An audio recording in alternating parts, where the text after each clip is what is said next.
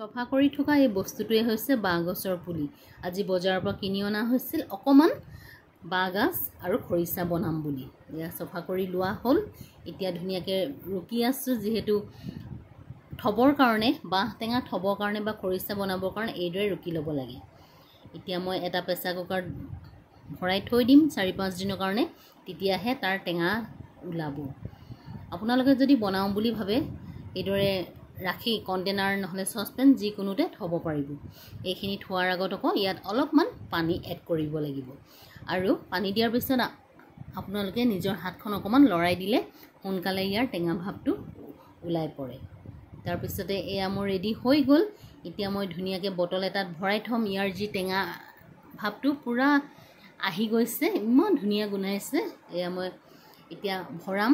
এইখিনি মোৰ বহুত দিন যাব, যিহেতু সদায় খোৱা বস্তু নহয়, কেতিয়াবা কেতিয়াবাহে খাম। আপোনালোকে যদি ভাবে এইদৰে বনাই মাছৰ লগত, মাংসৰ লগত বা পিটিকা নহ'লে যিকোনো বস্তুত খাওঁ বুলি ক'লে ধুনীয়াকৈ খাব পাৰিব। এয়া মোৰ এটা বটলতকৈ অলপমান বেছি হ'ল। এতিয়া মই ইয়াক ৰাখি থৈ দিম। নাই বুলি ক'লেও 6-7 মাহমান ধুনীয়াকৈ পাৰ হ'ব। যিসকলে বাঁহ টেঙা খাই ভাল পায় এইদৰে ৰাখি থৈ দিব। বহুত দিনলৈ আপোনালোকে বাঁহগাজৰ জুতি লৈ থাকিব পাৰিব।